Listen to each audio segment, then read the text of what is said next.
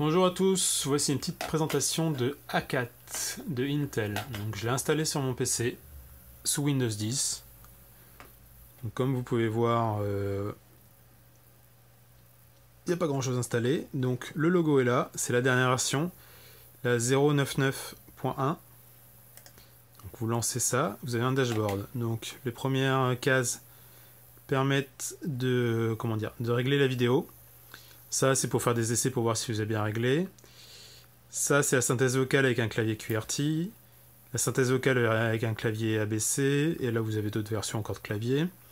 Ça, c'est la même chose, sauf que c'est plus complet. Là, vous avez le contrôle total de l'ordinateur. C'est que vous avez souris, les différents clics, la synthèse vocale, l'accès au navigateur, l'accès à Wikipédia, etc. Et là, le dernier truc, c'est pour configurer votre logiciel. Donc aujourd'hui, on va tester juste la version synthèse vocale. Donc elle se lance. Donc ça se présente comme ça. Vous avez 4 panneaux. L'endroit où s'écrit votre texte, les réponses rapides, les prédictions et un peu le contrôle plus fin que vous pouvez avoir. Donc, hop, moi sur mon clavier, j'ai réglé pour que ce soit F11 la touche qui fonctionne, qui active, je vais vous montrer. Hop là, ça lance le défilement. Donc l'avantage des réponses rapides, c'est que si vous voulez dire oui, oui ou non, non, sans avoir à le taper, vous pouvez les configurer là. Après, vous pouvez mettre d'autres réponses. Si vous avez envie de dire bonjour, j'ai envie d'aller aux toilettes ou des choses comme ça. Voilà. C'est l'avantage, c'est que elles sont juste là, elles sont prêtes à l'emploi. au revoir. Il n'y a pas besoin de les taper. Alors là, vous avez les prédictions. Les premières prédictions, j'ai déjà tapé quelques mots, donc de base, il me propose des mots favoris. La dernière fois, j'ai tapé « Les bateaux ne peuvent pas sortir en mer ». Donc là, vous voyez, j'ai les bateaux qui s'affichent directement. Donc ça montre bien qu'il a déjà retenu mes phrases précédentes.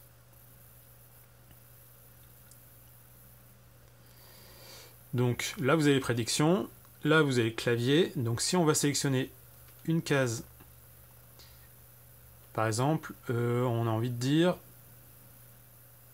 qualité. Et elle n'est pas présente le mot, donc on va choisir le Q. Il n'est toujours pas présent, du coup on va rajouter le U.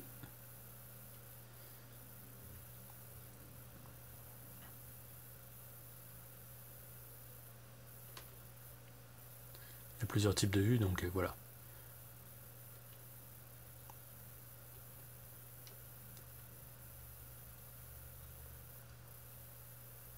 Et voilà, vous avez le mot qui est apparu en bas.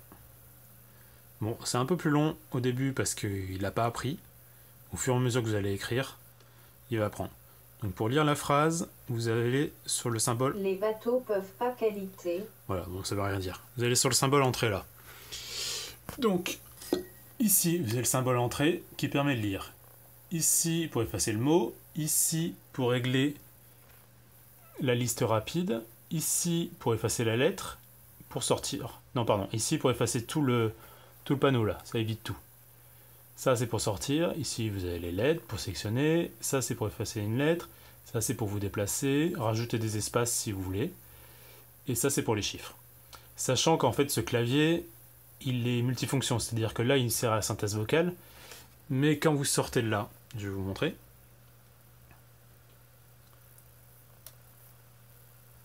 Hop. On va là. Et on sort. Voulez-vous fermer? Oui. Quand vous avez fermé ça, vous n'avez plus d'assistance. Voilà, donc ça évite d'aller cliquer n'importe où.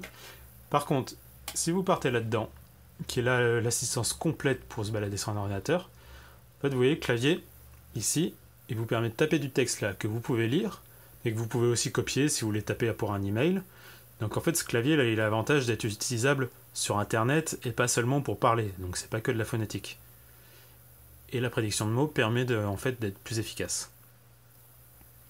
Alors là, vous avez des options, vous voyez.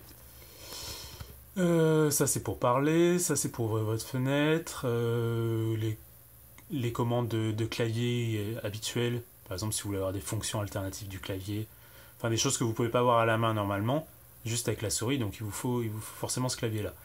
Là, pour avoir une souris avec un défilement, je vais vous montrer si vous voulez ce que ça donne le défilement à la souris. Donc je rappuie sur F1 pour activer les défilements. Hop, je me retrouve dans cette case là. Tac. Alors voilà, là vous avez les différentes options de souris. Donc le bouton ici permet de revenir en arrière sur le panneau que vous voyez avant. Ça c'est pour descendre, donc vous allez commencer par le haut. Ça c'est pour monter, donc vous allez commencer par le bas. Ça c'est les différents types de clics. Et en bas vous avez d'autres options que je ne vais pas tout tester encore. Et vous avez le fameux escape. Donc là, allez hop, je vais dire... Je vais lancer mon défilement et je vais dire que j'ai envie de commencer par le haut parce que j'ai envie d'atteindre un fichier qui est en haut. Donc là, hop, je vais aller ouvrir VLC. Donc vous avez une grosse bande qui défile, c'est pas très précis mais ça va plus vite. Hop, je suis sur VLC. Là je suis précis, je suis bien dessus. Hop, et vous avez votre souris. Maintenant, il vous demande qu'est-ce que vous voulez faire. Alors, pour l'ouvrir, il faut faire un double clic parce qu'un clic simple ça va juste sélectionner. Double clic et vous avez VLC qui s'est ouvert. Hop là. Bon, c'est bien beau tout ça, mais j'en ai pas besoin de VLC, donc on va le refermer. Hop. Pour fermer, c'est là-haut. J'étais trop lent. Du coup, on va attendre que ça finisse.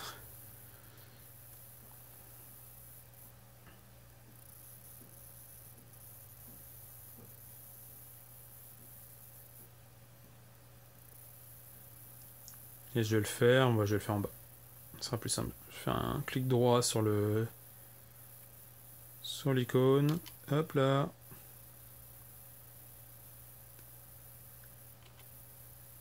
Oups, j'ai raté mon coup. Peut-être que le escape il marche là. Non, ça fait rien. Plus qu'à recommencer.